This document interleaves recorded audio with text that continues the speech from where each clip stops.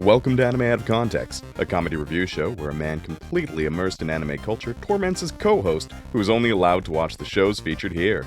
If you'd like to support the show, you can do so at patreon.com/animeoutofcontext. Alongside over 100 hours of exclusive bonus material, all episodes uploaded to Patreon are completely ad-free, even to non-patrons. Thank you for listening, and enjoy. Hello and welcome to Anime Out of Context, the show where I attempt to explain the sometimes weird, sometimes wonderful, but always hilarious world of anime. And I show up to my wedding in just absolute clown garb. I'm Shaun Rollins. I'm Remington Chase. Oh, Remington. I've got a special thing for you today. Ooh la la. It's a decision you have to make. Oh, that's not very special. It is very special. It's been a minute since I've made you make a decision.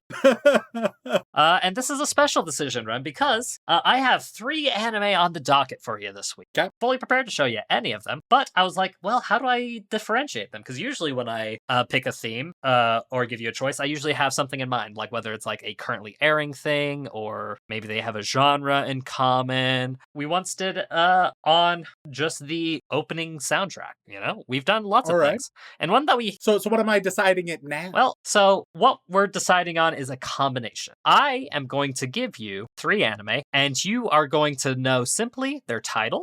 All right, that's a lot of power. And the fact that they are very different in mal score. I have one that's highly rated, one that's about average to upper average, and one that is incredibly lowly rated. Okay, it's very rare that I don't know if in the choices I've ever been given their name. No. So, and I think that is going to be part of the fun. And of course, I'm going to give you the chance to ask a single question about each of them, aside from, the obvious meta question. Yes.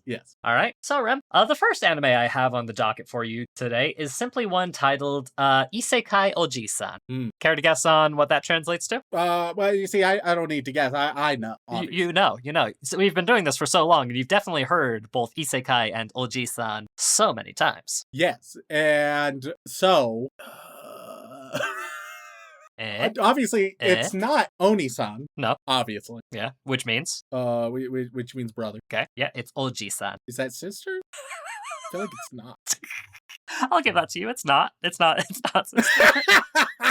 Because older sister would be One-san. Okay, yeah, it's just almost the same. Oji-san is his name. I mean, honestly, yes, actually. All right. Well, there you go. That is what he is only referred to as in the show. So, there we go. Yeah.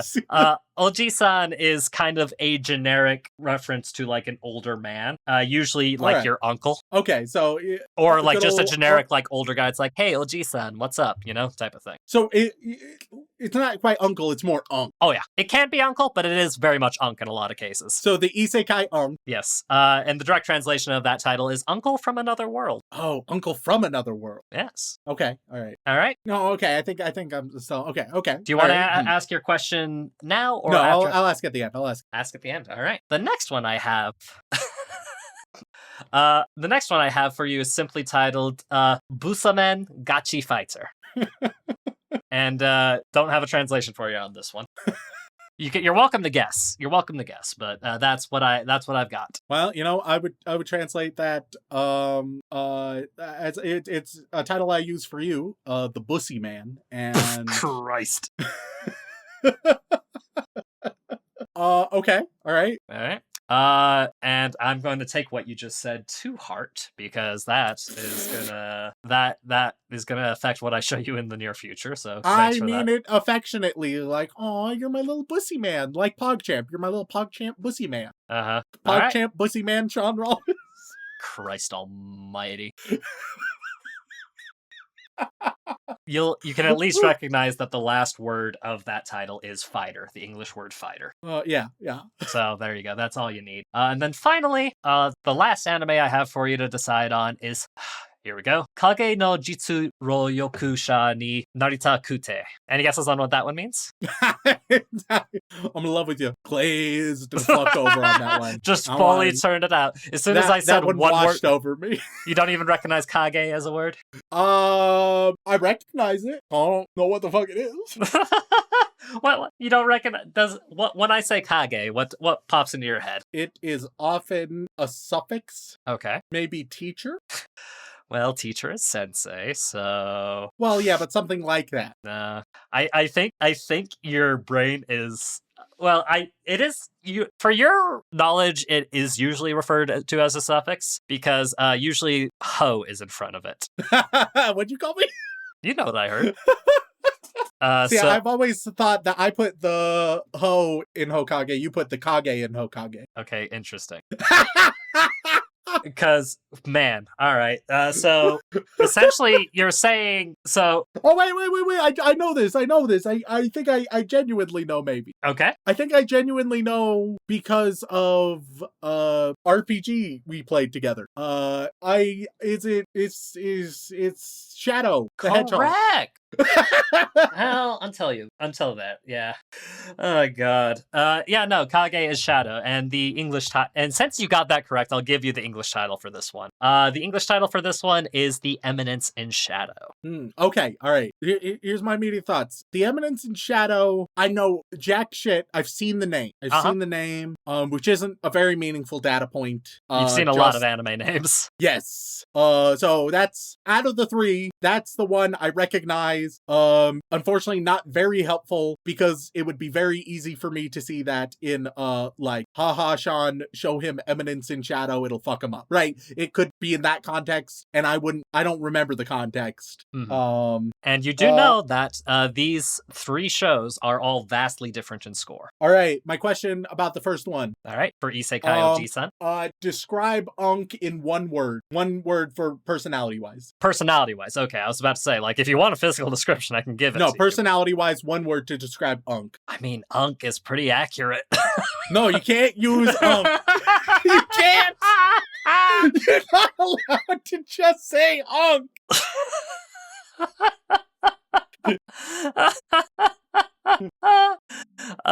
I mean, the only real, like, look, I'll even give you, like, a very specific caveat adjective. Old school otaku. All right, well, let's cross that one out. I don't like those vibes. All right, for the middle one, Bussy Man Gotcha Fighter, or whatever the fuck. Yeah. Give me a genre. Genre? Yeah. Fantasy. All right, not enthused about Unk or Bussy Man.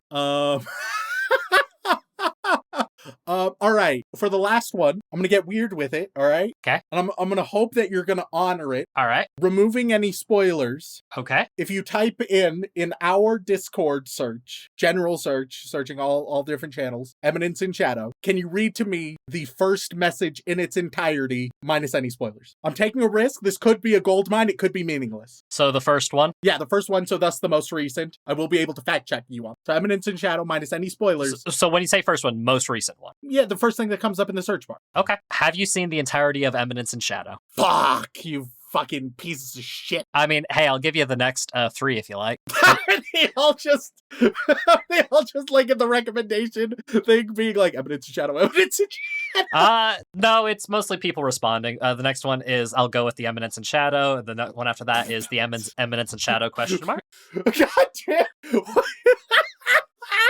Oh, all right. I thought I was being real creative with that one, but I knew it was a risk. I knew it was a risk because it could have given a lot of hilariously, like after those first 3, Farmer Weeb like does a breakdown of all the anime he watched when the season aired and had a brief aside on it, and I would have read that to you. But unfortunately, yeah, no. Not many people. We only had 11 messages about the exact phrasings of Eminence and Shadow in our Discord. Yeah. So it was a gamble, and it was a risky one, but unfortunately, it did not pan out. Oh, God. All right, so here's my thinking, all right? Eminence in Shadow. It's the one I've heard of, which means that not that it's the best, but it's likely to be the most popular. Though I could be wrong about that. Unk Otaku, don't vibe with that. Fantasy Bussy Man, not super vibing with that either. Because like fantasy can be dope. Anime fantasy has a low success rate for me. And so unfortunately, even though I was unable to get any information about it, a lack of information for me is safer than the information I've received about the others, and thus I will choose Eminence in Shadow. Okay, Lock it in. All right. Well, let me give you a little more insight into what you didn't choose. Yeah. Eminence and Shadow. So the one, Busamen Gachi Fighter,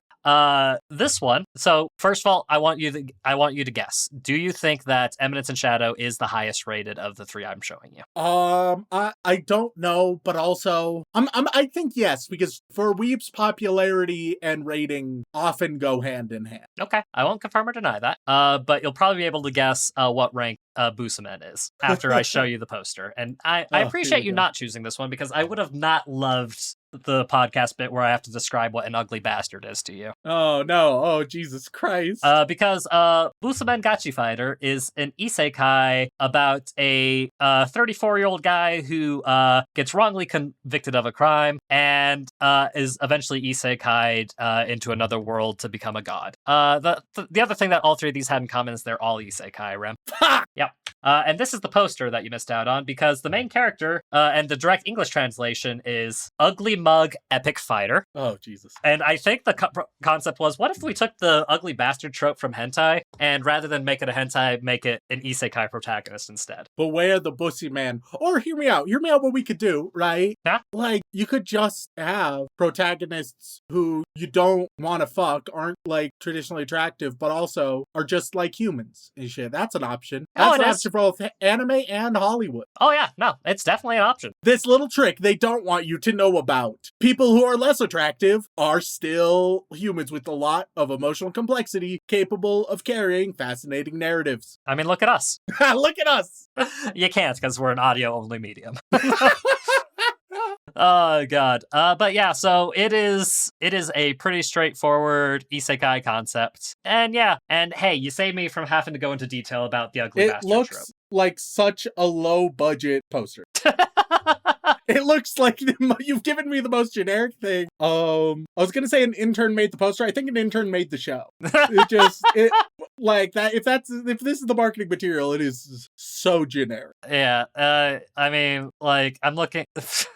I mean, there's two other poster options. I'll send them to you just for reference. Here's the other one. Jesus Christ. And finally, the last one. The first one I sent you was just the one that they had easy access on Mal. Yeah. All right. So I'm happy I didn't choose Bussy Man. Yep. Yeah. No. Pretty straightforward. Pretty thing. But hey, who knows? Maybe it's a sleeper hit. And then the one that you missed was Isekai Oji-san, which is a story about our main character. Well, our two main characters. Our main character, Takafumi Takaoka, and his uncle, who has been in a coma for most of his life after being in a horrific accident in the 90s, and has been more or less comatose for 17 years. He then wakes up speaking in strange tongues and languages, and he reveals that for the past 17 years, he was essentially in another world on a different plane. And of course, they're like, oh, you just had a weird coma dream. But no, he could actually produce magical abilities. And the first thing they decide to do with that,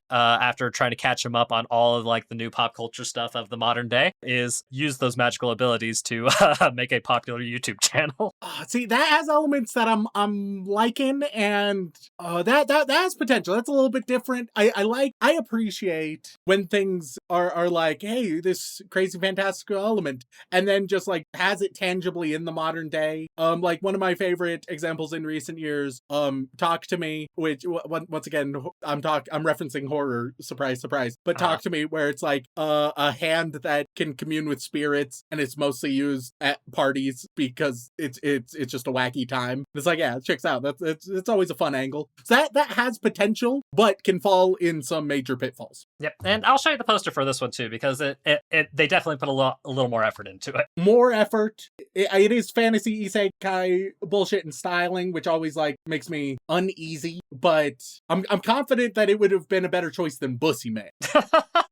And then finally, we've got to move on to your decision. I'm going to try the Japanese name again, even though I think I butchered it the first time. Kage no Jitsuyo Kusha ni Narita Kute. The Eminence in Shadow. The Eminence in Shadow, Rem. I'm going to start by sending you the image of it, of the main poster, and tell me if this sounds at all familiar. Our main character, Minoru Kageno, is more or less been spending his whole life physically training to be as strong as possible, but also doesn't want anybody to notice him because he wants to blend in with the crowd while also I made the wrong choice.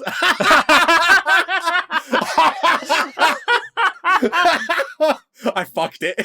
While also being incredibly powerful behind the scenes. If he wants to do anything, he wants to do anything from the shadows of things, you know? Yeah, And, sure. you know, throughout the events of the first episode, he puts that to the test by rescuing somebody from a local biker gang. But unfortunately, you know, as isekais go, at some point he bites the dust and reawakens, being reincarnated as Sid, CID. Shout out all my Final Fantasy fans. Not as cool as most of the other Sids, in my opinion, but hey, that's just me. And so, in a weird way, you could try and argue that this is a Final Fantasy game or story just because of Sid. But no, he is reincarnated as the second child of a noble family in another world where magic is fucking everywhere. And this is his opportunity to go extra ham and be the shadow in the background that he's always wanted to be while getting as powerful as possible. So, Rem, you think I don't feel good about my choice anymore. No? What part? Was it the poster, the description? Between the poster and like the first 10 words of the description, I was like, oh no. Yeah, I mean, like, the exact mal synopsis is, for as long as he can remember, Minoru Kageno has been fixated on becoming as strong as possible. I don't. It's gonna be the same shit, dude. It's gonna be the same shit. Here's the thing. All right, the crazy thing. I still think this is the highly rated one, even though my hype is drained from it. I hold both opinions. I think I made the wrong choice, but I think this is the highly rated one. But Rem, look at that poster. Look at how many light-haired women are in that crowd, and how he is in the very back with a very prominent collar. The poster is, there's one edgy magic boy surrounded by exclusively women. There's not a single other man. A lot of them are edgy with their tits out all around. One of them is, I guess, a cat girl. And then there's a bunch more that are out of focus in more standard fantasy garb. The fact that he's the only guy on the screen also doesn't bode well. That doesn't... Well, hey, maybe this will make you feel better. On Mal, there's often a little section listing the characters, and you can see, like, the 10 characters usually sorted by importance and popularity. Yeah, sure. Of course, main character is usually at the top, so you got Sid at the top. The remaining 9 characters are all women. Yeah. And maybe that's just because it cares about female power and it's really interested in telling feminine narratives. Maybe that's it. Maybe that's what it's trying to do. But we all know that's not gonna be the case. Well, hey, Rem, you haven't seen it yet. And it got a second season, like, almost just exactly a year later. You know what? Give me an isekai, right? Where a pervert, neat, nice guy gets isekai'd, and you start it out like you start any other fucking harem isekai, but then because he's entitled and because he's how every one of those kinds of characters acts, eventually you have the badass women, which are also there, but this time they have more personality, and they're like, actually, no, this isn't how this is gonna go down. They kill the guy who isekai'd there, and then we just follow them instead. God, I'd watch that. Yeah. I would absolutely watch that. You kidding me? A badass women in a fantasy world? Yeah, and specifically you set it up like it's just going to be another lazily written objectifying harem isekai. And here's the thing, and it's you got to take some risks, all right? I think I want the reveal to happen in episode 2, but for marketing purposes, you need to do it at the end of episode 1, because otherwise your target audience won't finish episode 1 and get to episode 2. Meanwhile, everybody finishes episode 1, would get to episode 2, and they would be so angry with their dicks in their hand, and they'd be like, this isn't what I wanted. So it needs to happen at the end of episode 1. But I think you could pull it off. I think it could be interesting. And for those who are already typing, no, Mushoku Tensei does not count as that. Yeah. So people have been asking for that one for a while, and let me tell you, Rem, there are elements of what you want in it. All right, so yeah, Eminence and Shadow. If I had to guess, Bussy Man was the lowest rated. I think Unk was the middle, and Eminence and Shadow is the top. But also, I do not have a lot of faith in Eminence and Shadow. I could be wrong. I'm hoping I'm wrong. And which one do you think you would have liked the most now that you've made your fatal decision? I think Bussy Man does look like slop content. Once again, it just doesn't. It looks like they could have fun with it in trying to be different, but I don't think it's a case where either they would try to be different but don't have the time or resources to do so, or they just have one hook and then do the most generic slop around. And in either case, I'm not interested. Unk, I think, would fall into similar trappings, but like might have some interesting ideas, even if it isn't fully as realized as I would want it to be. Like if it doesn't pursue the interesting bits as much as I would want it to be. Eminence in Shadow, oh please God, actually be good, but I'm worried that it's gonna be the same old shit that I've seen so many times. Well, hey, I will say, the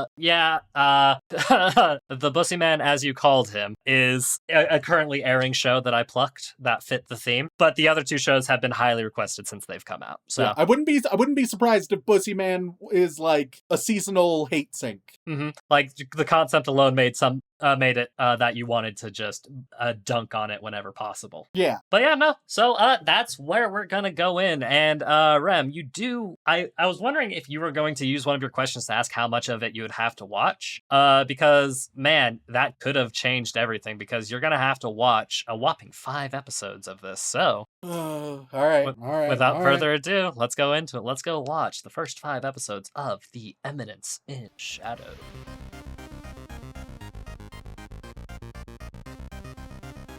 And we are back after watching the first 5 episodes of the incredibly popular Kage no Jitsuyuryo Kusha ni Narita Kute, or The Eminence in Shadow. And tell me, Rem, did you truly regret your decision? And do you think that the fans of this show are going to be thrilled or disappointed by your views and opinions? Well, Shaun, before we do anything, I just want to double check something. Yeah. So just, compared to the other two. Yes. Is this one indeed the highest rated? Would you like me to confirm that? Yeah, just for curiosity's sake. Currently, I assume Bussy Man was the lowest. Yes, it would be impossible to lie to you and say that was the highest. That there was no chance. Yeah, genuinely no chance. Like the best I could do was not tell you the full English name, to even hide that.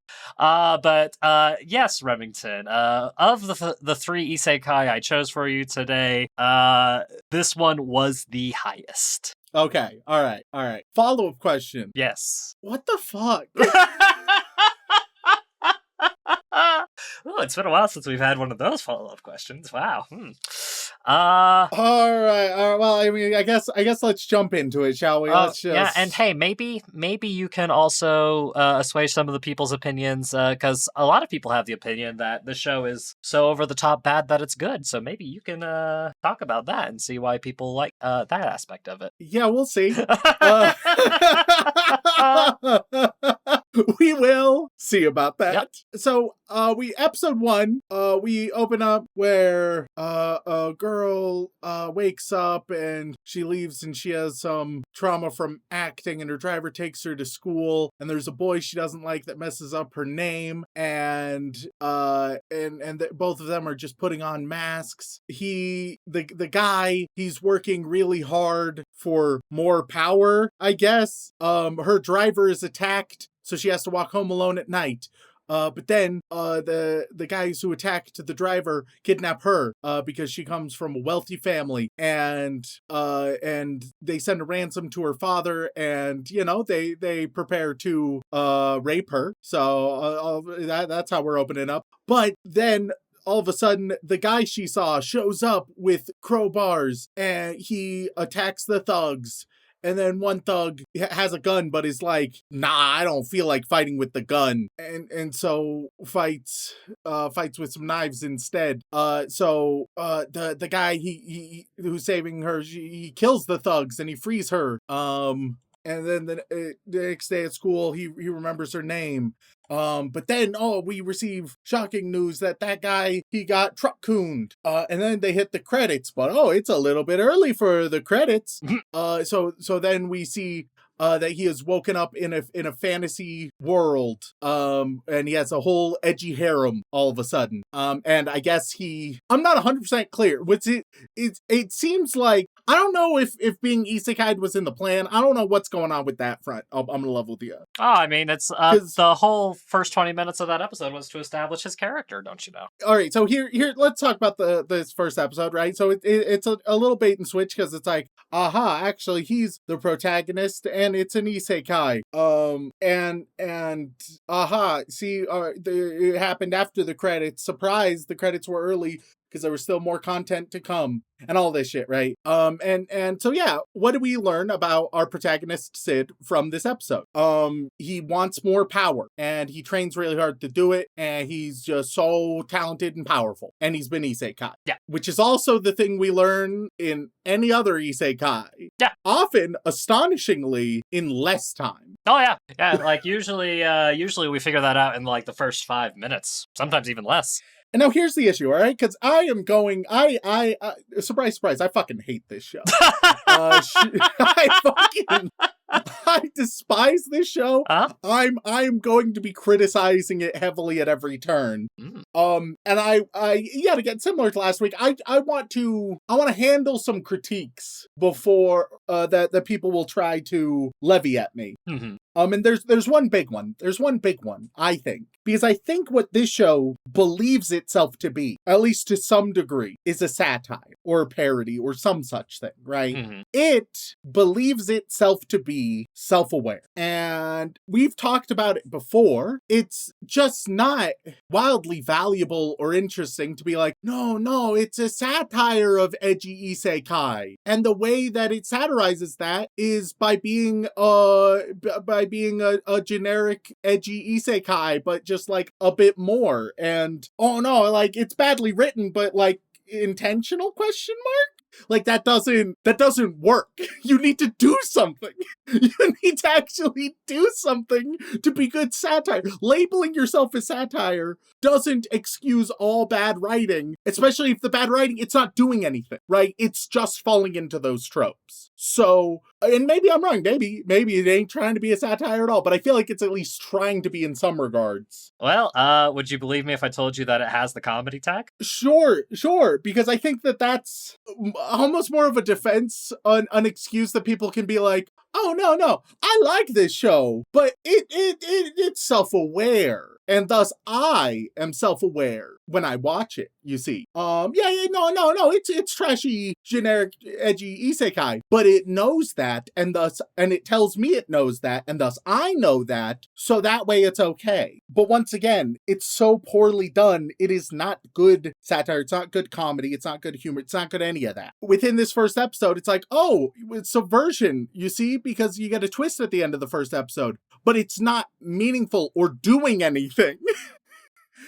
Every single thing within this, right? Like, take, for example, one of the things that's really big. Once he gets isekai'd, a very major thing, he wants to be an eminence of shadow. He wants to be a very powerful person who works primarily like behind the scenes, right? That's kind of the goal-ish. And so he views things in a very gamified way. So when he gets to the isekai world, he's like, okay, I need to pretend to be a background character. And he's also has to sort of like performatively be this edgelord god. And a lot of the quote-unquote satire comes from him making shit up, right? Showing that he doesn't really know what's going on and he's just bullshitting it. But then wouldn't you know it, every single time he BS's or doesn't know what's happening, it just sort of falls into his lap, and it is all true, and it all works out, and it is all handled just by wild coincidence. You could remove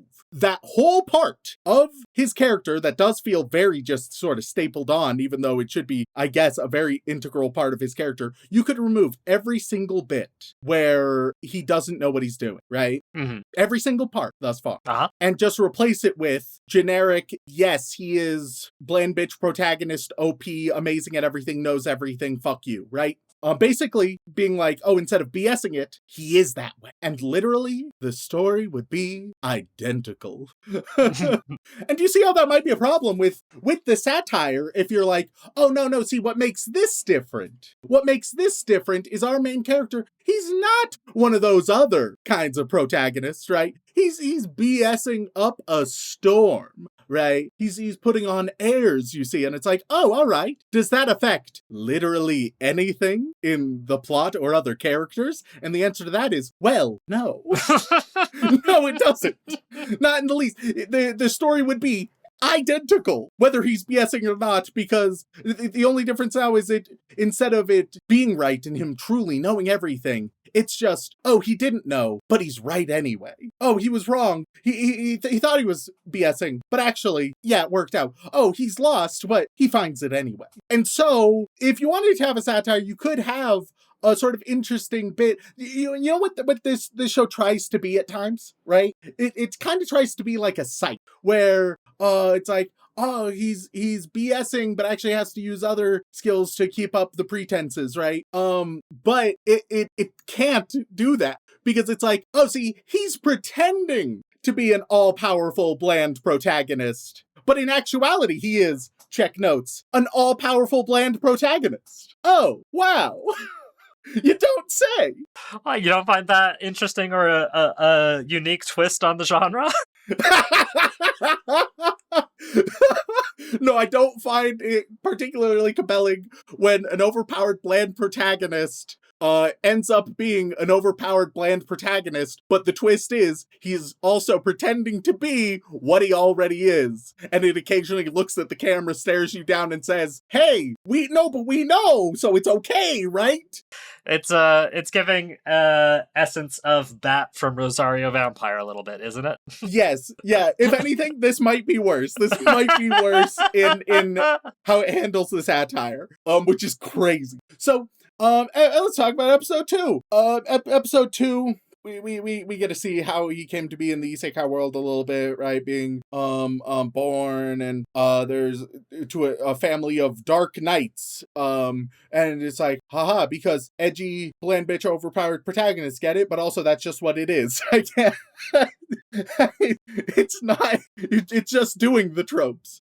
And also in this fantasy world, some bandits have Glocks too, I guess. Yeah. Look, I'm okay. I mean, they look like flintlocks, but no, I swear to God, there was one that was a straight up fucking pistol. Let me double check. This was episode 2, yeah? Or am I thinking of episode? Yeah. Yeah. Let me check. I could be wrong, but I feel like there was a pistol there somewhere. It was a flintlock. Well, no, but like, it looked modern. All right, give me 1 second. Right at the beginning, yeah? Yeah. There was other stuff happening, so maybe I'm wrong. Yeah, nope, that is a flintlock, but I will say, from like the far third-person angle, it does look like a modern pistol. Okay, all right. Yeah, it is a flintlock. It is a flintlock. It's just a very poorly designed flintlock, and I'm sure the gun fans in the audience would not appreciate. Oh, yeah, it does just look like almost like a Beretta from behind, which is not what a flintlock is supposed to look like. Yeah, so you understand my confusion then, at least. Oh yeah. Like the close-up shot, it's like, oh yeah, you're looking down the barrel of a flintlock. Any other shot, it's like, I think this is what flintlocks look like. Oh man. So anyway, yeah, so he's stopping bandits and just absolutely murdering them, and he has a super powerful slime bodysuit. No, Rem, it's a sword. Don't be ridiculous. He calls it a slime bodysuit. I feel like he calls it a slime bodysuit. Once again, I might be wrong, because I mean, he turns it into a slime bodysuit, but when he first introduces it in that scene, he calls it a sword. So I guess that's just me seeing it just now is what the difference. It does it all. It does. I mean, it's the perfect plot device weapon that can be turned into clothes for a naked elf. You know? Yeah, it's the nanobots from the MCU, where it's just sort of like, just CGI anything you want, right? And so it's dark slime that can do anything. And admittedly, this is neat at times. The way they do the slime, it's like, yeah, it can be kind of a fun weapon. That's the closest I think to a compliment I'll give the whole thing. Is just like, that can be kind of neat at times. I mean, if a character had that as like their one and only ability / weapon, yeah, that'd be neat. Basically, I'm like, hey guys, Venom is neat, isn't he? Or I guess more Carnage, more so Carnage. Yeah. In this example, where it's just like, hey, Carnage has some cool stuff with his weird tendrils, doesn't he? And so that's really, I guess, what I'm saying. But look, I need some kind of compliment. It's the closest to a good thing I'll say about the show at all. It's definitely more interesting than nuclear explosions, but that's just me. Well, we'll get there. We get this. There's a strange rotted monster. So he takes this rot blob and is able to experiment to transform the blob into back into the elf girl that she was. And she's like, what's going on? And so he BS's some lore. Which then, given how things have gone afterwards, I believe that at least in broad strokes, big picture, the lore is correct, even though he was BSing. Which could be kind of interesting if it wasn't just generic isekai lore. Like, if they were being silly about it, right, then it could be kind of interesting in the kind of way of, like, asking an 8-year-old a story and then, like, trying to figure out how an 8-year-old silly, whimsical explanation can fit into a more serious show, right? And that could be kind of fun. But this is just generic sounding fantasy isekai lore. And so that, once again, it's not that entertaining when the performance is just isekai. Like, if it's gonna be silly and performative, it should be a little bit more. It should just be doing something different. You need to actually make humor out of it, all right? So he makes up some lore, and he calls himself Shadow, and the elf's all in, and so they form the Shadow Garden, which then will be his organization with the harem, and he calls her Alpha, and he'll name them all similarly. He has a sword-fighting sister who goes off to the fantasy academy, but oh no, now she's disappeared. And so we're 2 episodes in a row of, oh no, woman in danger, but don't worry, bland bitch isekai protagonist will save woman. The damsel in distress trope really gets used. And hey, don't worry, this isn't the last episode we'll see it either, all right? If you're like, oh man, 2 in 2 episodes, it'd be crazy if another one was on the horizon that was handled in almost identical ways. So she ends up being kidnapped. But then the sister is able to, like, break the chains off of the walls, all right? She's talented, she's strong, we've seen this, right? She's very capable. She breaks the chains off of the walls, and then the kidnapper just punches her in the face and she's KO'd. So it seems kind of off there. But Rem, it seems kind of off. Shouldn't women feel empowered by breaking the chains and then immediately getting KO'd? But so she gets KO'd, but then the harem arrives and they fight the kidnapper. But then he takes an evil pill and it's just an evil pill, I guess. It's just a thing.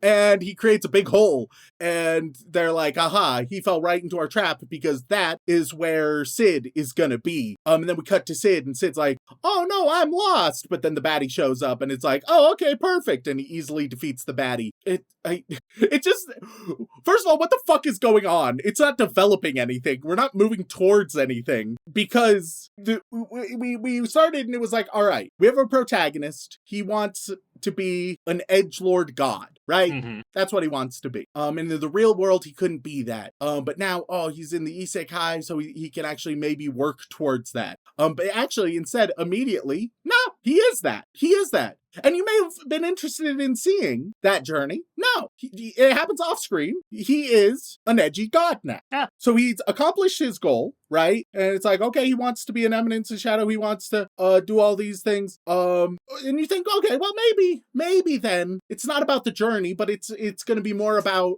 being this powerful backrooms sort of figure, right? Lurking in the shadows, handling things. We're going to see maybe some like espionage, some subterfuge, and things like that going on. No, it's going to be your standard isekai fare, actually. There's not really going to be a lot different from a normal isekai, actually. You might think, oh, he's going to be, he's an isekai protagonist, but like from the shadows, right? Stealthy and quiet. And no, not really. He's not really at any point. Okay, but now that he's powerful, what is he trying to do? Because he's an edgy god, right? And he has a shadow organization. What does he want to do? Great question. Oh, he wants to rule from the shadows, right? Isn't that obvious? Sure, and what does that mean? Does he have any goals? Not really, just like whatever sort of comes. You might think, oh, it'd be perfect time for our fucking protagonist to take any meaningful action. No, very passive, very reactive. Only whatever comes to him he will handle. Otherwise, it's out of his hands, unfortunately. Who knows? And so things will continue to happen, sort of just cause they're happening in the world around him, and it just cause. Which many people would call that bad writing, Shaun. To have a protagonist who has no development and makes almost no choices. That a lot of people would say that's not how you write an interesting character, and that's not how you write an interesting story. So what the fuck are we doing? And what would you say about that? I would say to those people, hey, it's sometimes nuanced. You can have characters and stories with passive protagonists. Admittedly, they are harder to do, but if done mindfully and deliberately, you can get some interesting things out of it, especially if those things are emphasized and looked at. And this definitely is not one of those cases, so that can be ignored, and no, it is just bad writing in this case. It's genuinely just so frustrating that this show is like, no, hey, we're different because we get it. And it's like, oh, okay, so is the appeal to this show like some very clever subversion, some good writing, some deconstruction of some stuff, any of that? And it's like, no, hear me out. It's an edgy power fantasy. That's the main appeal of the show. And I'm like, that's every other thing. It's so frustrating to me. And I'm going to keep repeating that point because the show thinks it's different. And I imagine because you've told me that it was the highest rated of the three, I think other people just trust it, I guess. They don't trust their own eyes when they're watching it, but the show looks at them and says, hey, we're different. And they're like, I guess it is. It told me. The show told me it was self-aware and different. So it must be, despite the fact that everything within the show is not self-aware or different. It said it was, so I mean, who am I to disagree? It's absolutely mind-boggling. Frankly, it didn't even need to be an isekai. But I know that that's branding, and then it couldn't have a subversive first episode. You could just be born in the fantasy world and want to become an edgy god, and it would be the same story. Once again, it would be the same fucking story. Yeah, it's not like he took any particularly useful skills from his time as a normal human on Earth to this. Yes. Because he quite literally was reincarnated as a baby and then lived a full fantasy life, yeah. And it definitely feels a little tacked on, doesn't it?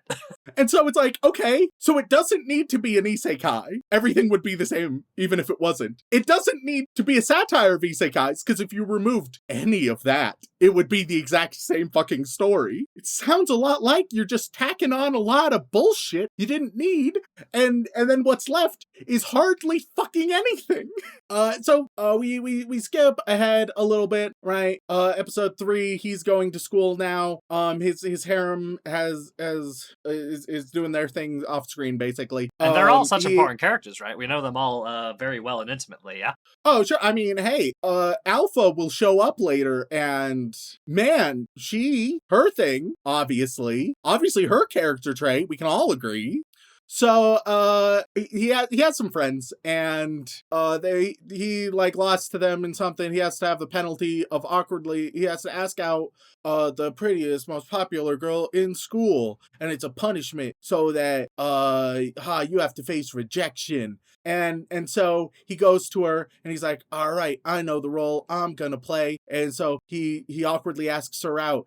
And in this moment, you could almost get a glimpse of not even a great show, but like something passable, right? And that would be, imagine somebody being sent to an isekai, and they get isekai, and they're like, oh my god, I'm thrilled to be in this isekai. I've always wanted to be a background character, which we get elements here, and I'll criticize that. But they don't have higher aspirations. They're not doing it to hide anything. They're just super thrilled to be a background character, right? And so they embrace it joyously. And we get moments similar to this, similar to like ask out in character and everything, blah blah blah. But it's just slice of life.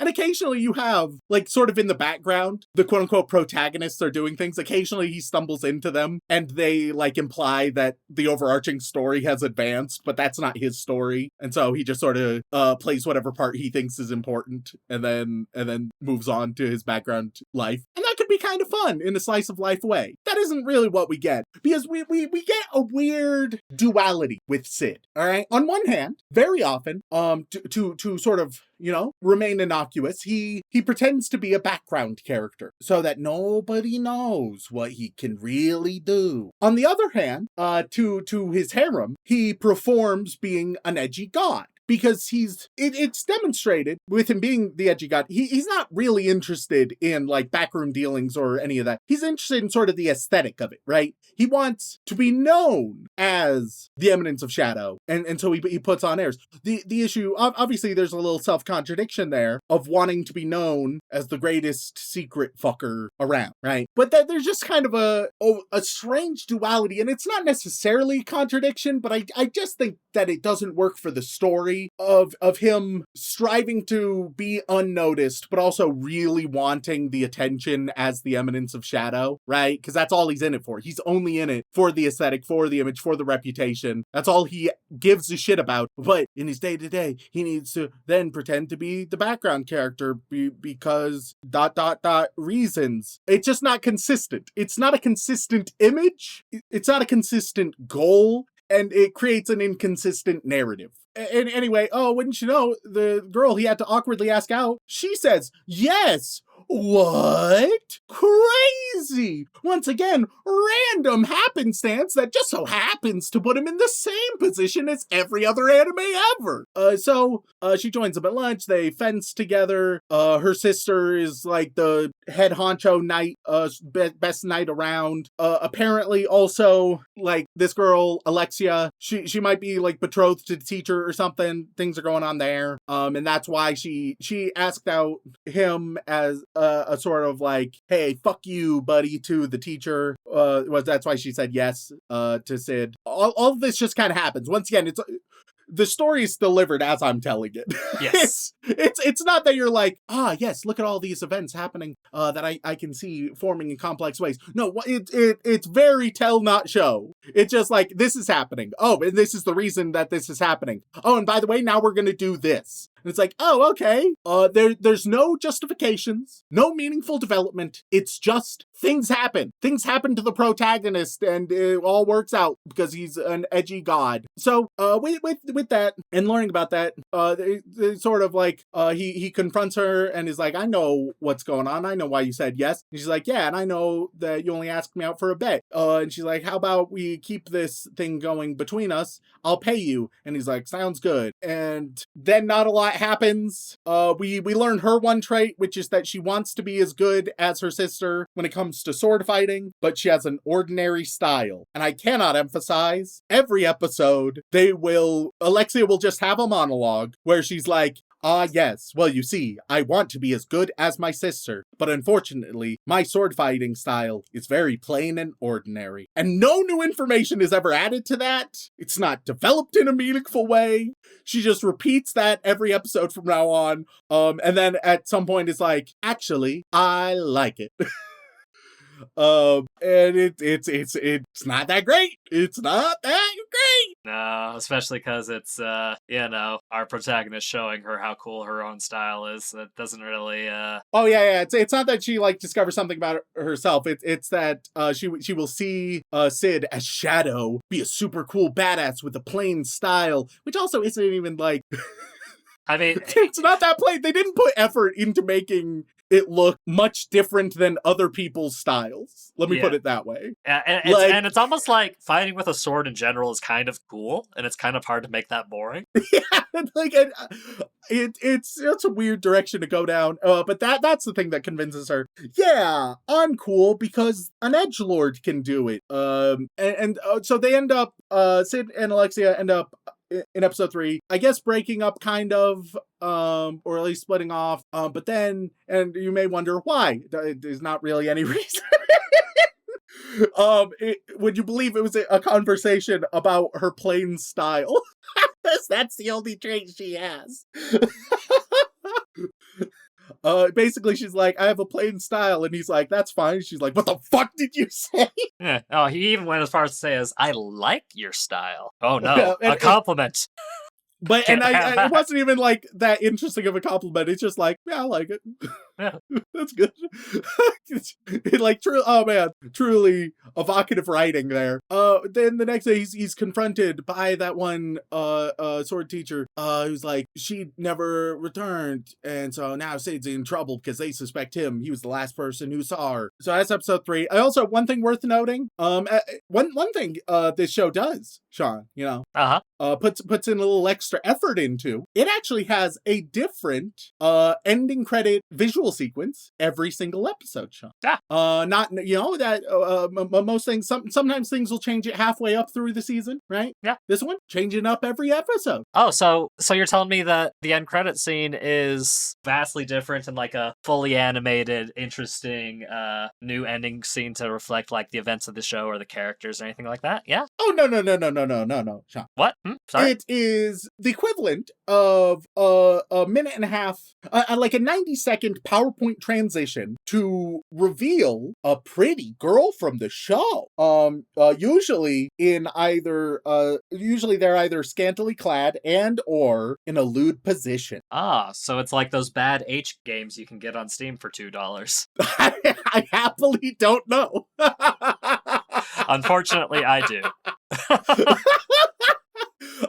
So once again, that shows kind of where the priorities are, right? Maybe if it's interested in being more subversive satire, right?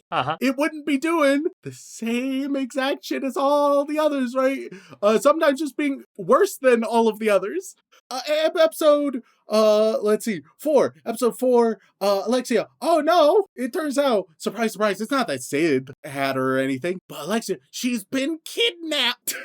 Yet another woman has been kidnapped. This dungeon, I'm gonna level with you, looks almost the exact same as the one that contained the sister.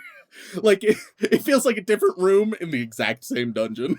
And there's a crazy scientist who needs royal blood, and yeah, I don't know. It's not great, but at least the scientist, his performance is something. It's got personality. It's extra. He's the only one doing something.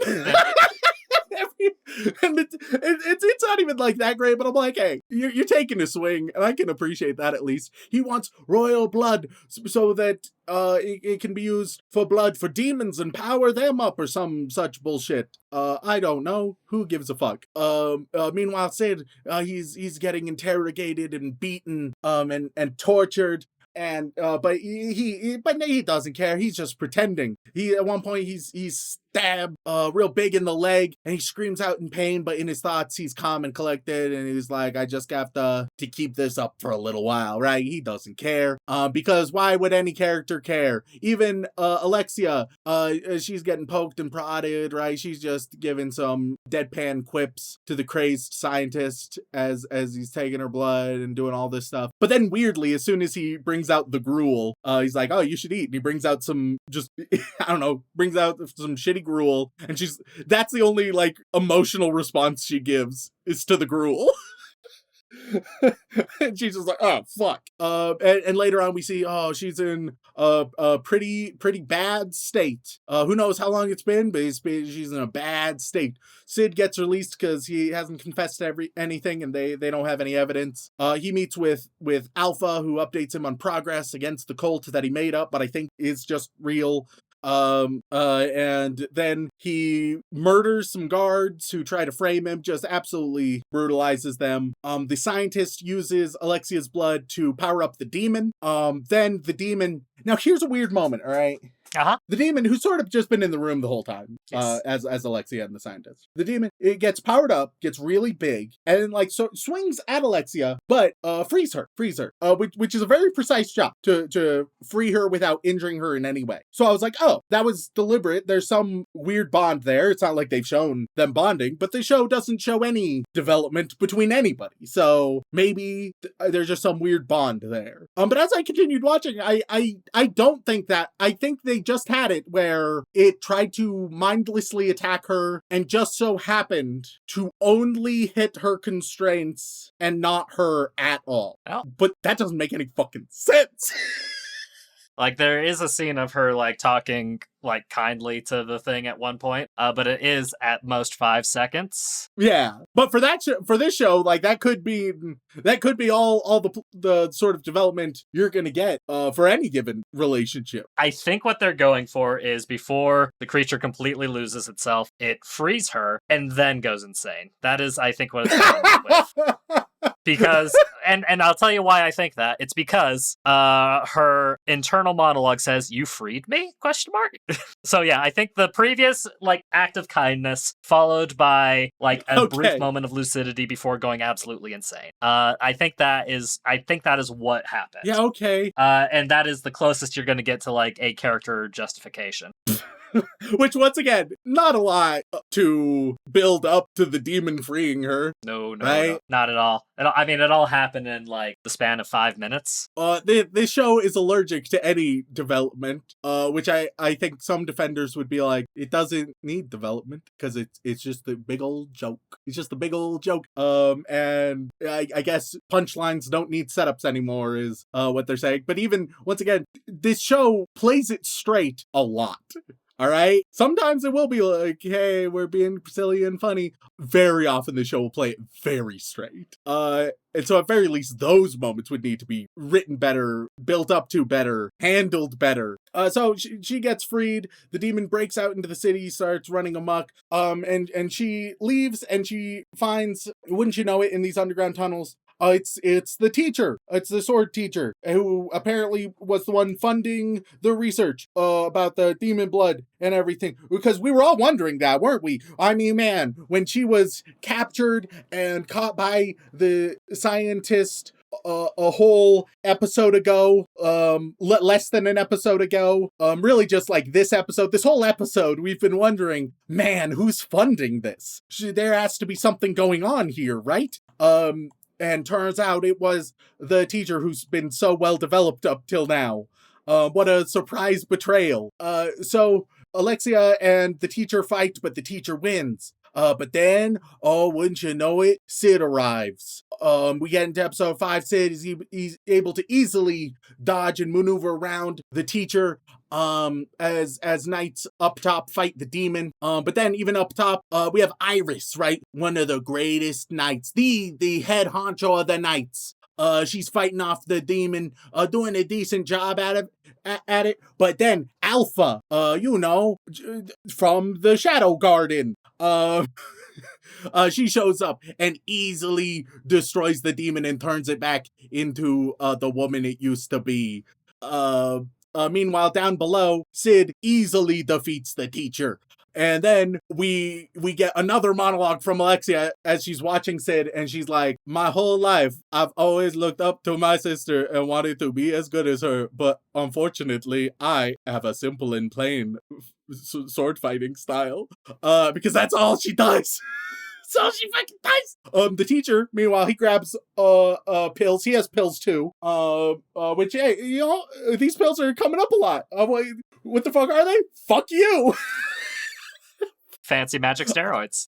And so he takes it, and it looks like he's gonna take a whole bottle, right? Because he has a bottle of them, and he undoes it, and then throws them into his mouth. Like 2 go into his mouth, 3 fall to the floor, and then 2 stay in the bottle.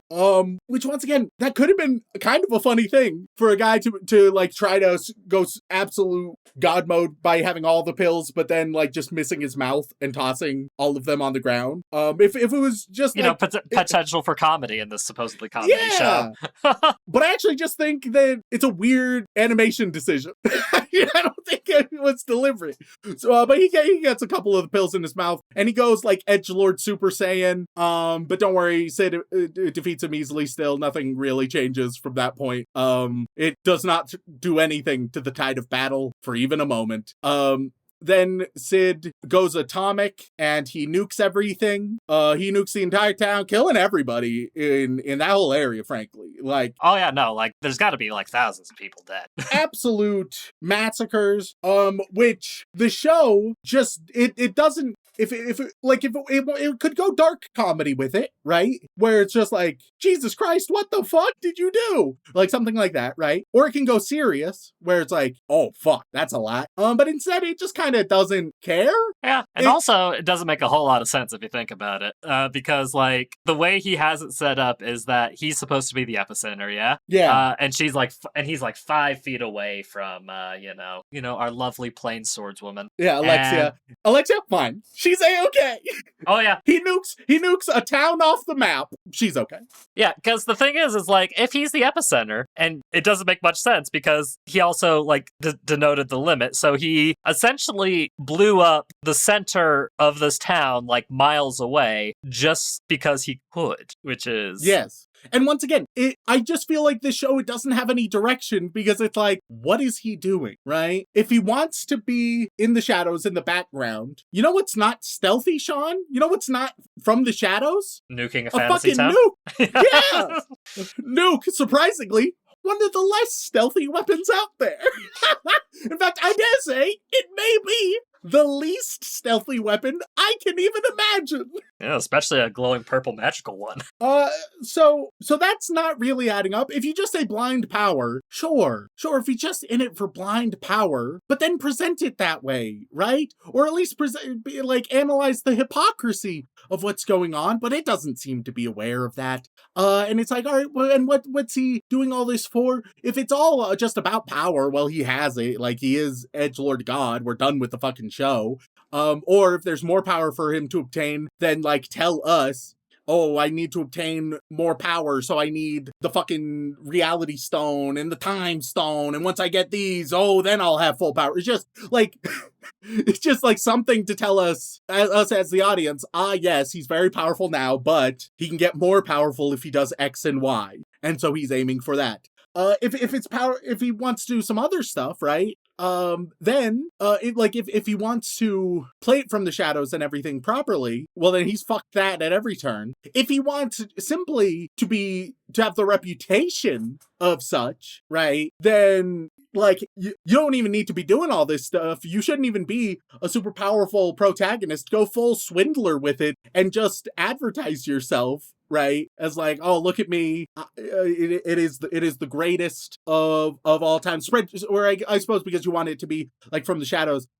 You just have people spread rumors. You hire people to spread rumors, and it's like, oh, have you heard? Whisper, whisper, whisper. So that way your reputation emerges, which you want, but it emerges in a way that you would prefer. Lots of different ways this could go. I don't know what the fuck this show wants to have happen. I don't know what the goals of any characters are. I don't know what direction it wants to go. The whole time, just things are happening. And should I care about it? Is it important? I don't know. There's nothing to indicate that anything in these 5 episodes has mattered in the slightest. That anything in these 5 episodes has moved us closer or further from any conceivable, meaningful narrative purpose. And you could say, well, hey, Remington, not all shows have a strong purpose, like one of your favorite genres, slice of life, right? Or even like a lot of comedies. You're just there for the ride, and as long as it's focused on the comedy in those moments, then you're having a good time. But there's not a lot of comedy because it tries to pretend that it's doing something. It tries to pretend that it's moving some narrative forward. It just isn't communicating what the fuck narrative that is. So you're saying if I showed you the following episodes that have some random slice of life elements, a fantasy school shooting, and panty shopping, it wouldn't help you? Jesus Christ. I mean, like, if it just wanted to be a slice of life about a guy who just is thrilled to be a background character in an isekai, that can work, right? But this wants to also be a fantasy action isekai. In fact, it wants to be that way more than slice of life. But it's like, well, I guess it's self-conscious because if it had a plot, then it would be like those other isekai. And as it's told us, it's different. It's different by being the exact same, but with a wink. Yeah, and the very necessary scene of the character talking to one of his squadron, where the only thing we see for the majority of the conversation is her boobs randomly bouncing up and down. You don't think that'll add to it? No, I don't think it does. I think that this is genuinely just a really bad isekai. Like, it's just a trash isekai. It's just a low quality, poorly written isekai. And yet, it was the highest rated out of the 3 isekai you gave me the option for, which means that all that it takes for weebs to be like, yeah, this is next level, is for a show to tell you, hey, I'm different than those other isekai. And that's literally all it takes. That's crazy. That's crazy. This is, frankly, it's in the Attack on Titan tier where it's like, how are you this beloved? How do people think that you are good if you are so poorly done, so poorly executed? Oh, God. This show came out in the same season that the series finale of Mob Psycho 100 came out. It so badly wants to have a little bit of Mob Psycho in it, right? Because it kind of wants Sid to be Reagan. God, nowhere close. Nowhere near it. Nowhere fucking near it. Because it wants to be like, look, he's just BSing, but making it work. But his BSing isn't clever or interesting, right? It's not some, like, Better Call Saul, wow, how creative and interesting. It's just like, I have given a generic lie, and you have fallen for it, and it is true. Yeah, also the same season with Chainsaw Man, same season with second season of Spy Family. Like, this season had a lot of things that people could have watched instead. Were people just... Were they watching all those other things, right? And maybe they just wanted it to be a perfect season, so they were like, and thus anything I watch must be good. Well, that's definitely not the case, because there was 1 or 2 stinkers in that season as well. But it's weirdly one of those things where I think maybe 1 or 2 YouTubers at the time gave it the benefit of the doubt, and then as it progressed, the more stupid it got in, like, the wrong ways. Granted, it was also the same season that Blue Lock was a thing. And, oh my God. I did. The soccer anime, if you recall. Yeah. I genuinely, Eminence in Shadow, it's just one of those that I look at and I'm like, it's one of the more baffling ones to me. Oh, yeah. But exactly how baffling? So, Rem, it's the highest of the 3. Yeah. So what score do you think it's rated? And it's only really going to be impressive if you get it within, like, 1 slot, because you already know it's going to be high. Yeah. But the question is how high? All right. So here's my thinking, right? Okay. To specify that the 3 presented were at different ratings. So they would have to be at meaningfully different ratings. So you get 1 high, 1 low, 1 average. That's the sort of ballpark. Average has a huge range to it, but we don't need to worry about that. Even low has a pretty big range to it, where it's like pretty bad, anything below 7. But then, like, 0 to 7 really is what we're talking about there, right? It's just that most congregate in the sort of 6.8 to 7 range if it's just pretty bad, and then if it's lower than that, it's really bad. If it's good, the good one you would have grabbed, to psychoanalyze, it would have been at least 7.9. All right. Would have been, so that's the sort of floor I'm working with. It sounds like a very depressing which floor, is terrifying. my guy. Yes, it is. Already, I am higher than I'm comfortable with for this fucking show. I want to put a ceiling on it at 8.2, which is also higher than I would like for a ceiling. So that's the kind of range I'm working. If it's higher than 8.2, mother of God. And all else broken loose. Let's assume it's an 8. Let's assume you would have grabbed something higher than an 8. Oh God, I think the weeps were taken in. I maybe it's just because I've been saying that so much in this episode, but I really think they've been taken in by it. I really think that they just need to be told. They can be given sawdust, and then the sawdust salesman just needs to look at them and be like, it may look like sawdust, but this actually isn't. And they'll just believe it. Even after eating it. They'll then consume it. And even though it will just be sawdust, they'll be like, wow, it's crazy how despite not being sawdust, it tastes exactly like sawdust.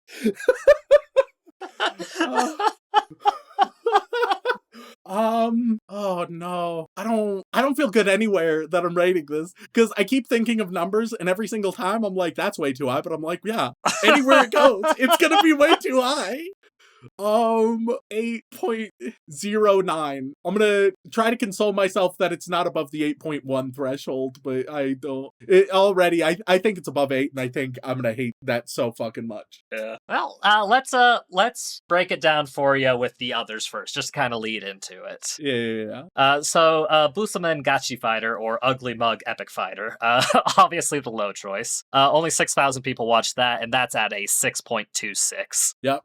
Nice and low budget as well, you know? Because I needed something, and I happened to notice that on the list of things that were airing this season. I was like, that'll work. That's fine. Sure. Yeah, and if he chooses it just because he's curious at how bad it could be, then we'll have an episode out of it, and we'll be the only. Had a better time. Oh, you probably would have. Genuinely, you would have. I think I chose the highest, and I got the worst choice for me. I mean, hey, it's not like I chose that thinking that would be exactly what would happen.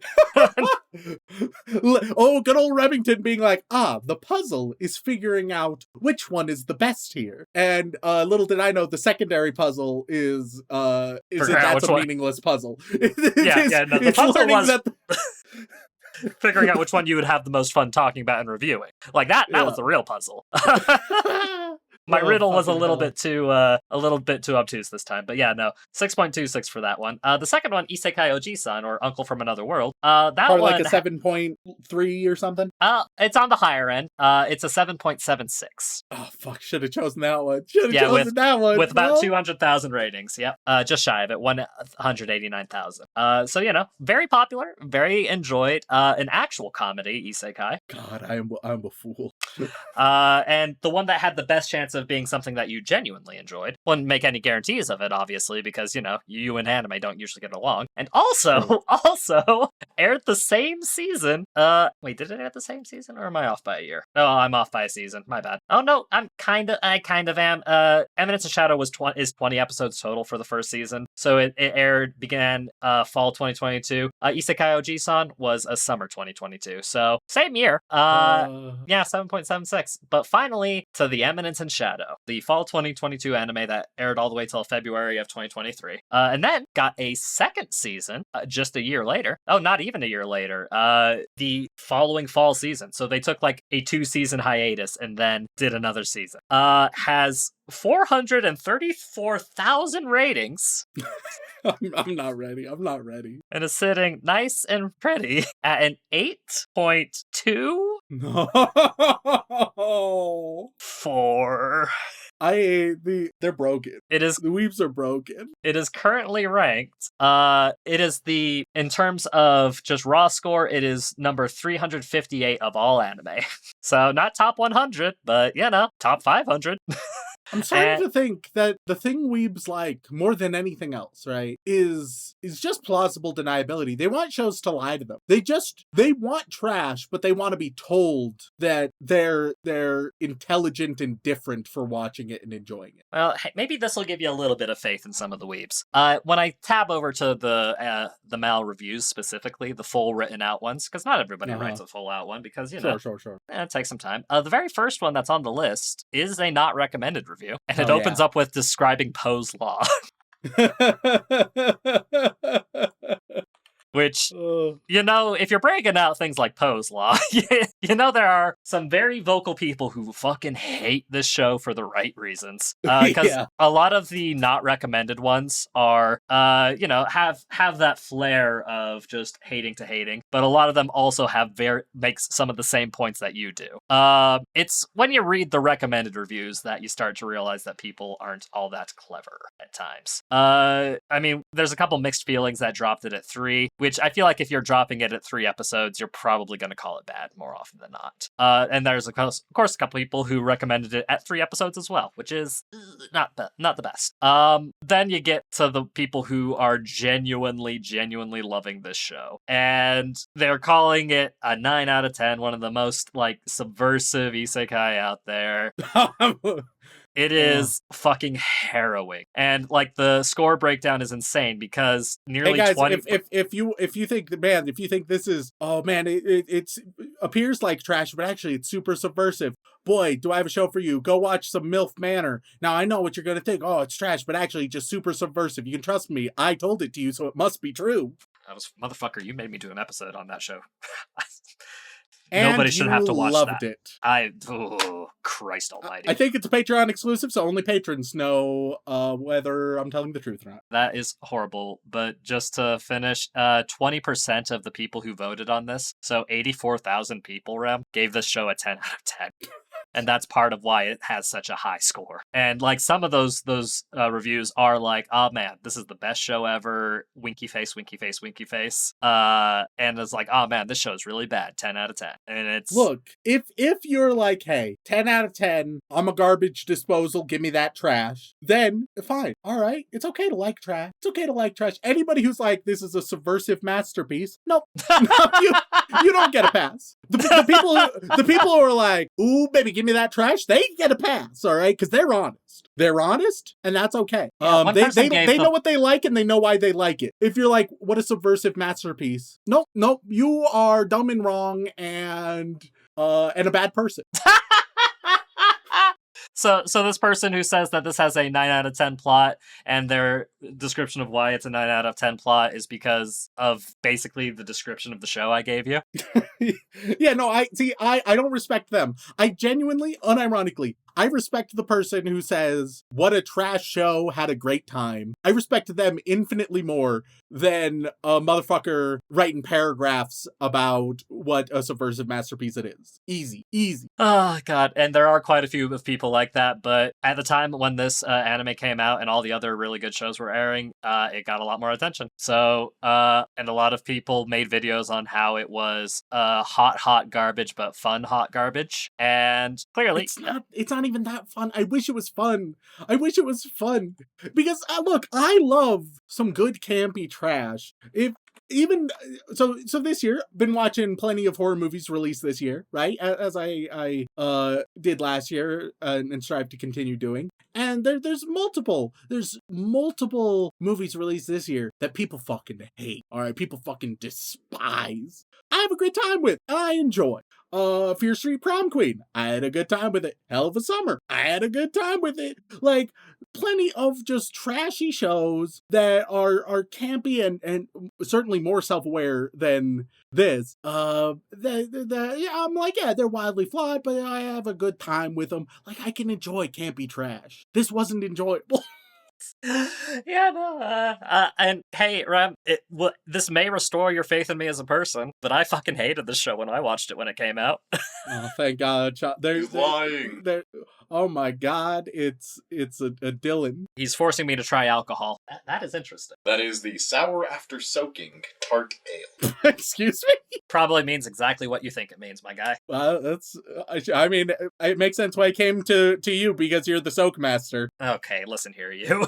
But yes, essentially Remington, when people were talking about how great the show was and how trashy it was, and like all ends of the spectrum of people who recommended watching this show, I tuned the fuck out after watching, I think, maybe 12 episodes of it, and then I was like, oh, there's more? Oh, no, thank you. I'm good out here.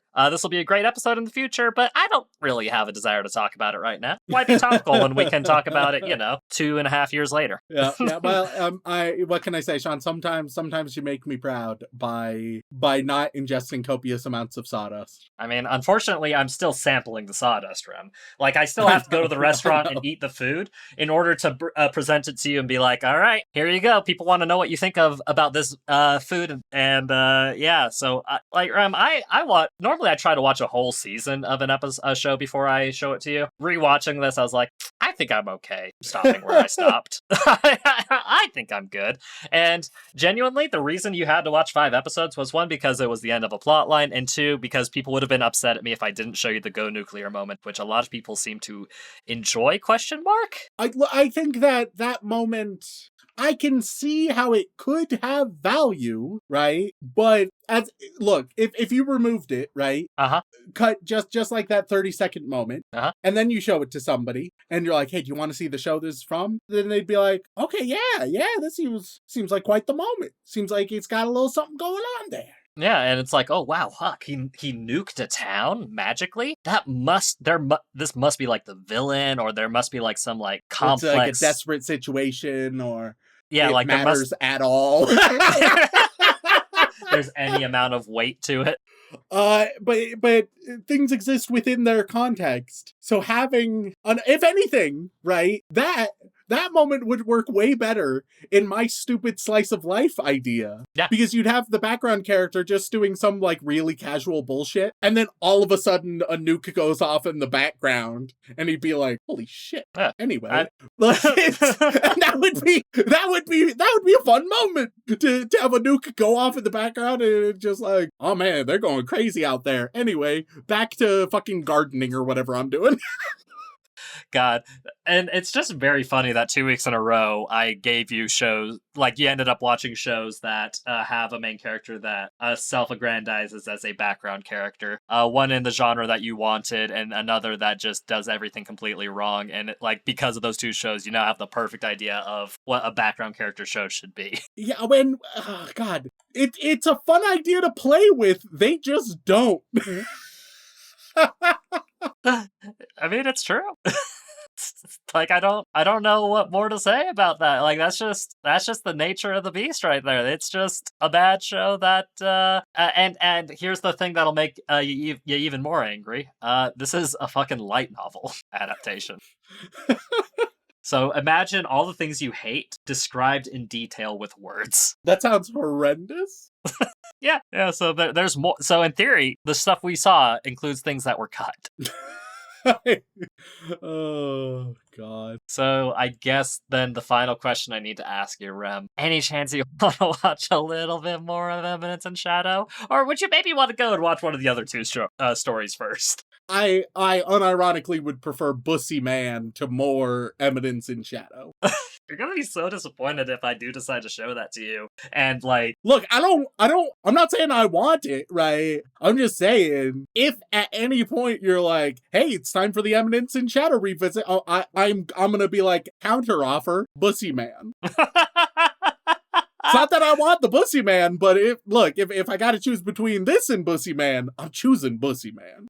Just like veg out for a few minutes while you're watching an ugly bastard trope turned into an isekai protagonist, and then talk about it for like 20 minutes and then be done with yourself. Yeah, I can see why you'd prefer that. Yeah, that doesn't seem like the main thing that you would want to do, really. Yeah.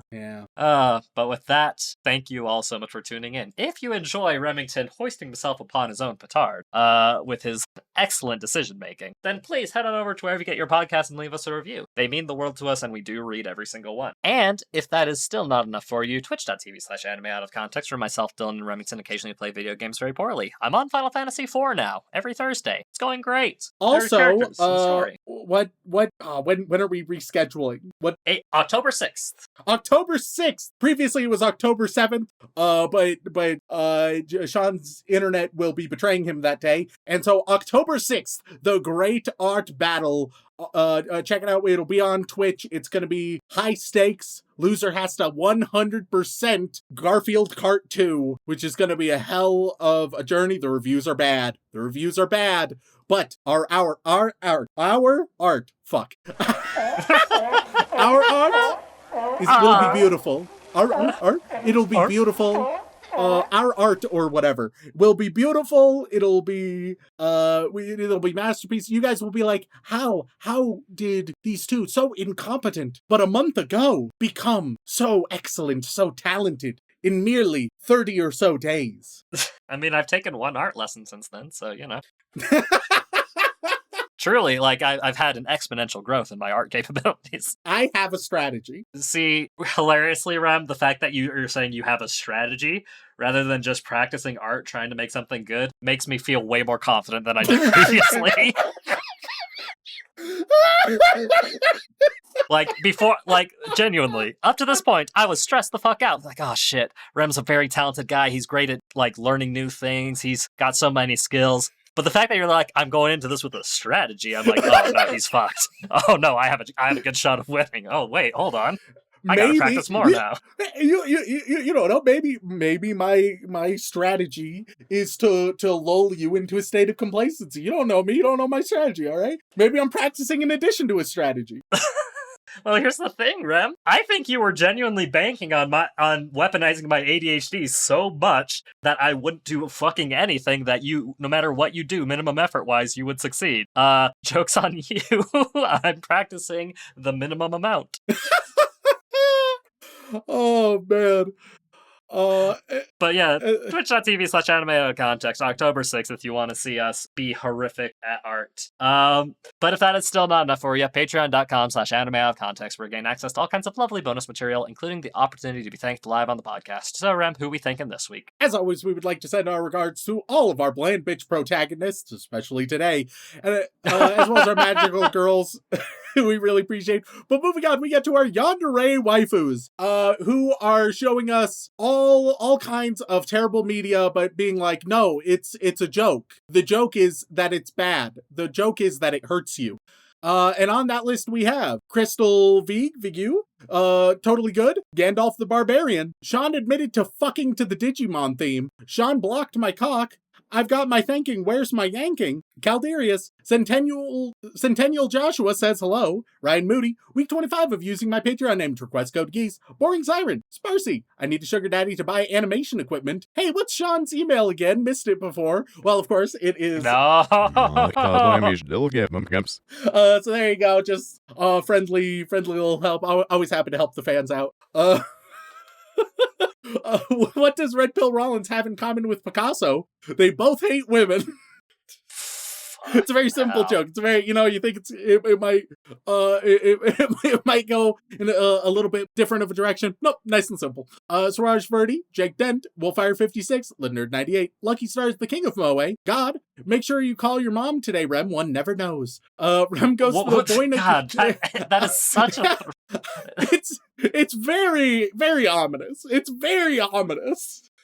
Rem goes to the boynecologist to get a boy-bortion. I can't believe I made an account for this. Wes Kane, your emotionally supportive douchebag. Unironically, when I was a young teenager, that is what I was. This is a true story, really multiple true stories, multiple girls who I would date, right? I would be a manipulative asshole to get them interested in me. And then I would still be a douchebag, but I'd be an emotionally supportive one and build up their self-esteem till they realized I was an emotional asshole and break up with me. And that happened multiple times. And honestly, good for them. Yeah. Hey, as somebody who's been friends with you since then, I can confirm. And it just goes to show, you can become a better person, and people can change. Yeah. Go figure. Yeah. Bento Kato, Remington is right. Red Pill Rollins, morning. Oh god, you're getting censored on that one for sure. Yeah, no, like that's not even clever. That's just. But they also censored themselves hilariously. They censored one letter. Oh. Fascinating. My Little Horse Rem. Beach episode and harem supporter, right, Shaun? And here we are again. No beach episode, but I wouldn't be surprised if later one comes. A Moe piece of trash, Seraphim the Shark plushie, Dylan Appreciation Day, Aisha Gucci, Blarf, Macaroni Uchisa, Daniel Riot, the Danish Viking will conquer the world with Renorzora as my navigator. Shaun ruined my Up Sugar life when he forced me into a bunny girl outfit and threw me inside a glass jar. Super Zoo, Erica McCorkle, Shaun Rollins, Link Joe Girl, Shaun wants to give Spoonman a thank and yank. Shaun, you are a plop and you can't change my mind. What's a plop? What? I don't know. You're a plop. I'm gonna Google it. Rem uses the Drums of Liberation to free all weeps from bad anime. My Digimon is Mpreg Red Pilled Rollins. Daddy Rem, tell me about them story about Shaun's nut. Turban, where's our DBZ review, you ginger fuck? Stacy's mom, Amazing Muffin. Watching Requiem for Spoonman at 0.5 speed. King Rich Rock. Pro tips out of context has run out of things to post. Will come back soon. Fan died. Okay, so from what I can tell, there's the British slang of it being poo.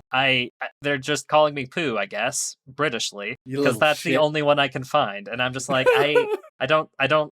see how that's a got him kind of moment. Rhiannon Williams, Titan CNH, The Susanator, Rock Hard for Geodudes, Goldship and Gigi Miran have the same energy. Yandere Neko, Anime, What Can I Say? Weeb's Gonna Waifu says Misa as she puts on the maid outfit and readies the camera for her live stream. Fern the Fern, G Bottom AK Bear Trap, sorry for not changing the name, but do plan, I think I need to Batman my town. Rem doesn't completely hate my favorite shows. No waifu. I'm making Rem call Shaun ethnic slurs until you bring back the Chef Namusco tier, Shaun, you bog trotter, or you can just call him the plop trotter. I just so dumb. Hey, that somehow made the slur less bad. I don't. If plop means anything else, let us know. Yeah, because if it's we have slur, no fucking clue. Shit. Yeah. Your fact of the week: French isn't a real language. Cheese Monkey, Jax, Professor Fox, Jam Hands, Red Pill Rollins doesn't wipe since he's not gay. Buckshin. Farmer Weeb's Rem question of the week: Does Shaun moonlight as an assassin? He can't be an assassin. He doesn't have one ass, let alone two. Ross Palmer, Glenn Michael Dolan, Cassidy. And now we move on to the Boy Wizard tier. What are they gonna get this week, Shaun? Again, this is one that I didn't really think about because, like, what the fuck do I do? You know what? I'm just gonna give them an isekai because that's what they did. That's what this show did for us. Ain't that the truth? On that list, you have Tails Williams. You can have Sword Art Online. Dom and I Trigun is better than anything Remington has ever watched. After episode 7, Shaun watch it for fun, lots of drunk. You can have Digimon. Titter wonders if y'all will ever go on estrogen. Oh dear. Let's see. You can have Mushoku Tensei. Your friendly neighborhood Kami. ReZero. Pulmonary Potter, the true boy wizard. That time I got reincarnated as a slime. Umbrasite. Konosuba. Rem still needs to watch Bandori's Maigo and Ave Mujiga or else Kazumi will keep singing Twinkle Twinkle Little Star. You get the Eminence and Shadow. Congrats. That mouse girl. Saga of Tanya the Evil. Trocoon Operator number 42. Bakemono no Ko. Everyone wants One Piece live action on episode 400. No Game, No Life. Sammy K is here to remind you that you just lost the game. Ascendance of a Bookworm. Rosca. Overlord. Carver 271. 12 Kingdoms. Spoonman the Aristocrat. Rising of the Shield Hero. I'm sorry. Power Cell ponders, does K-pop Demon Hunter count as an anime to make Rem watch? Fate Geo. Monogatari is everything you ever said you want in anime. This week, are we watching the freaking Watanari or not? Drifters. I'd like to start a petition to replace the word brat with Kudere. Tsukimichi. Nurikaza hashtag SONR soaking one nut Rollins. Sunny Boy. Mike. Isekai Oji-san. Beethoven 1201. I'm sorry. I'm scrolling through this list and apparently Naruto Shippuden Movie 6 Road to Ninja is classified as an isekai. I'm sorry? No, the fuck it's not. I haven't seen it, but there's no fucking way it is. Mate, if you haven't seen it, it seems like I need to find out.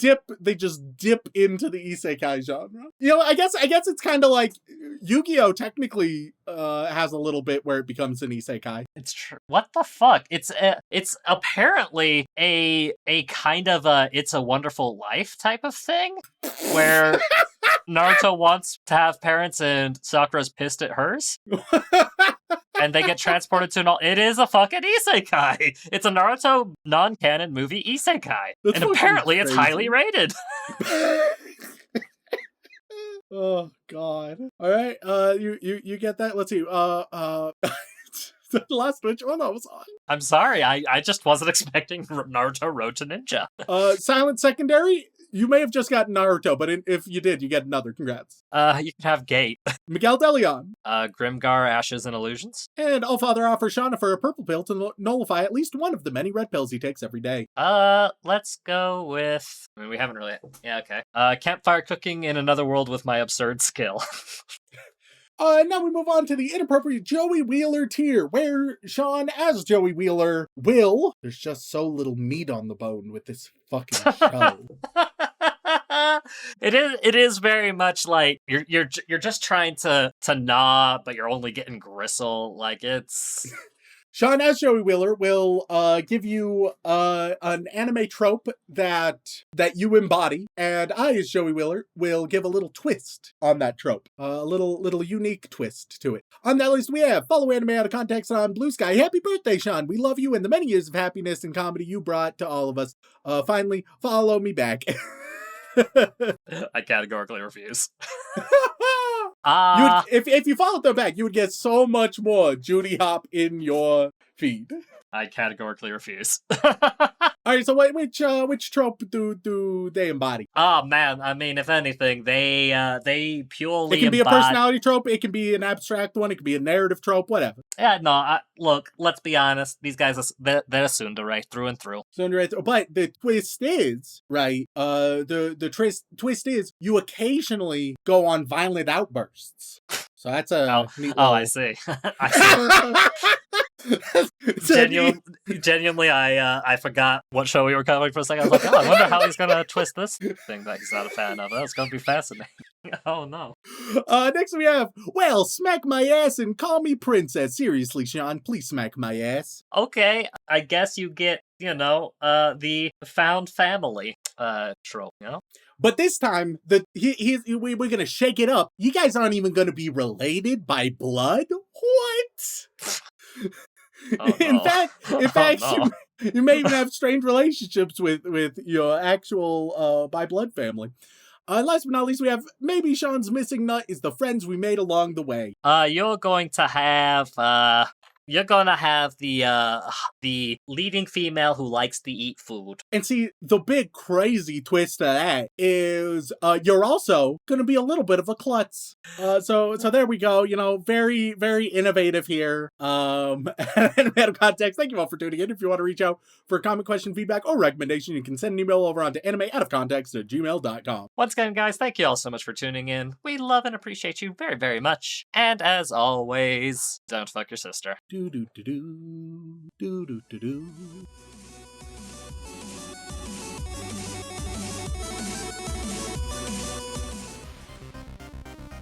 Well, smack my ass and call me princess. You could probably touch Little Shaun if you crouched. And for some reason, Little Shaun enjoyed that, which, now that I'm thinking about it, might be a major contributing factor to why I'm such a sad adult now. Seriously, Shaun, please smack my ass. Okay,